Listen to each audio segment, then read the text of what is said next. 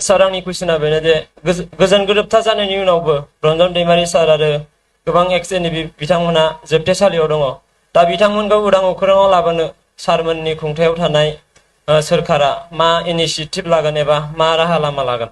फंबायनिसिम हामबाय होनदों। रन्जन दैमारि मानव गेदेर बिथांजों लोगोसे जोंनियाव 65 सा जेलाव दिनैसिमबो दङ। बिथांमोना गासैबो सेन्ट्रेल जेलावनो दङ गुवाहाटीयाव। बे 65 सानि गेजेराव जोंनियाव ट्रायल जानानै दङ, अलरेडि कनभिक्टेड जानानै दङ 11 सा, बाखि 54 साया जोंना आन्डार ट्रायल। दा बेखौ जेब्ला कनभिक्टेड जाखायो आरो बिथांमोना पिस एकर्डनि सिगांनो जेब्ला बिथांमोना आन्डार द ट्रायलाव थायो, बेखौ पिस एकर्डनि बा गोरोबथानि दफानि गेजेरजों थोंजोङै बख'नो हानाया गोरलै खोथा नङा, मानोना बेवहाय जुडिशियेल सिस्टेम थायो।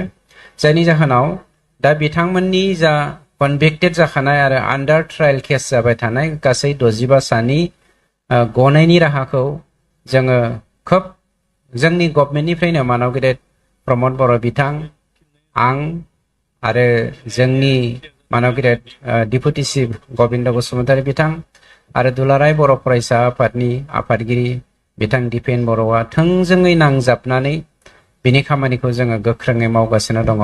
मिजिं खालामदों अबंलावरिया जोंखौ आशीर्बाद होगोन बर' हारिखौ आरो बिथांमोना बावैसोनो खम समनि गेजेरावनो जोङो हास्थायनाय बायदि उदां अख्राङाव बिथांमोना फैफिननो हागोन। नै रन्जन दैमारि बिथाङा जेलाव दङमोन, बे सुक्तिनि गेजेरजोंनो बिथाङाबो ओंखारबाय, गोलाव सम खस्थ' मोननांबाय बिथाङाबो बर' हारिनि थाखाय। गोदानै मैयाहाय 2-3 हाजारनिबो बारा जयनिं जादों BPF दोलोआव। बिक्रमाबो माखासे बिबुंथि बा बाथ्रा बुंलांबाय। सरकार गैयि दोलोआव एफाराब मानो जयनिं जादों, बेसो गिदिर बाथ्रा। बेफोरबायदि बाथ्रा बुंनायखौ जों मायाव खोनादों। हाग्रामायाबो बुंदों, माने बिटिसिनि चिफ बिथां UPPL हान्जाखौ माने ओरैबायदि बाथ्रा बुंदों, दा साननो गोनां। जयनिंनि गोरोबनायनि मुङावहाय दिनै BPF हान्जाखौ खैफोदावसो लाबोनो नागिरदों, बेफोरबायदि बुंनायनि बाथ्रा बा बे लाइनजों बाथ्रा बुंलांनायखौ जों नुनो मोनदों। फिन आरोबाव उइलियाम बिथांनि दैदेननायाव 4000सो जमदुवार समस्तियाव UPPLआ थामारनाय नंला नामा? जों बेखौसो एसे साननो गोनां जाना फैदों। बेफोरबायदि जुदि हानजायै जुदि UPPLआव जुदि हाबोब्ला होनबा साननो गोनां जाना फैदों, UPPLआ थारैनो लासैनो 2025आव जेननायनि लाइनावसो दंमारो नामा? जों खोनासंनानै लानि उइलियाम बिथांनिखौ। बिथाङा सानसे समावहाय ससियेल खामानिबो मावदोंमोन आरो NDB आफादनि माखासे मददबो होदोंमोन। जेब्ला NDB आफादा हाग्रायाव थायोमोन अब्लानि समाव बै ओनसोलावहाय गोबांनो मददबो खालामदों। रायजो राजाखौथ' दा बुंसै, मदद खालामनायनि खेथ्रआवहाय गोबां मदद खालामदों। बेफोरबायदि UPPL सरकार जानायनिफ्राय बेसेबां बिजनेस पार्टिफ्रा माबोरै सोलिदों, दिनै गोबाङावनो बुंलायनो हमो क'क्राझार बायदियावनो बिजनेसफ्रा मोजां सोलियाखै। बायलाय फानलाय बेफोरबो गोबां खम जानो हमदों। बेफोरबायदि बाथ्राखौ जों नुनो मोनदों। आरोबाव फैनो थांबावगासिनो दं मोनसे भिडिअ', जोंनि बर'नि गेजेराव सुसाइड जानो ओंखारनाय ना, सुसाइड बेफोरबायदि सुसाइड जानो ओंखारनायनि भिडिअ'आ दा मोनाहालागै फैनो हागौ। बिराद गिदिर बाथ्रा आरोखि।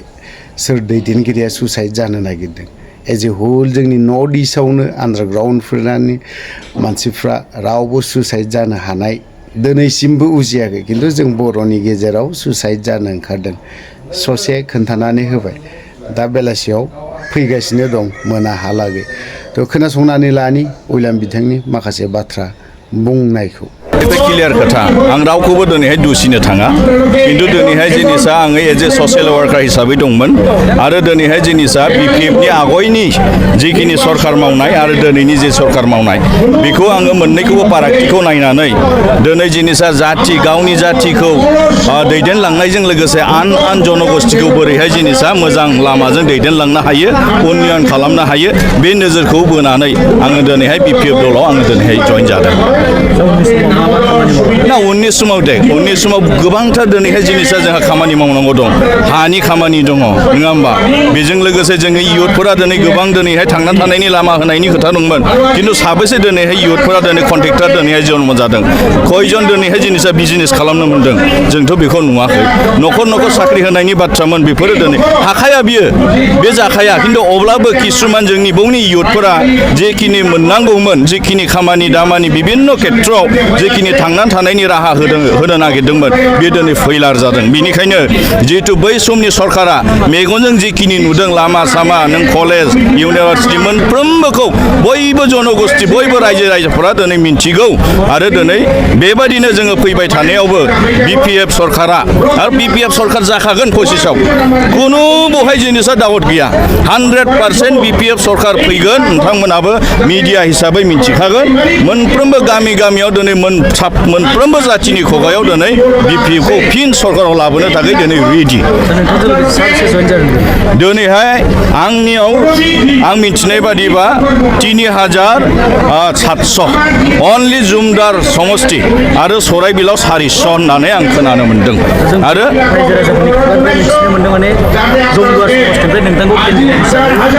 बे निस्सय बेखौ जिनिसा आं दा बुंनो हाला जिहेतु सम दंबाव खिन्थु हाइकमान्डनिफ्राय मोनसे बिथोन हरदों जे जिनिसा जुमदार समष्टिखौ जे उइलाम नार्जारिनो दायथ' होबाय बेनो गासैखौबो नायगोन फैबाय थानाय समाव जुमदारनि जानानै बिथाङा खामानिफोरखौ मावलांगोन होननानै सेन्ट्रेल लेभेलनिफ्राय आंनो खोथा हरनाय जादों निस्सय आङो दिनैहाय राजि जादों गनायनानै लादों गोबांखिनि आङो बेखौ सिन्था खालामनाय एक्सेप्ट खालामदों बेनिखायनो दिनै बिपिएफआव आङो जइन जादों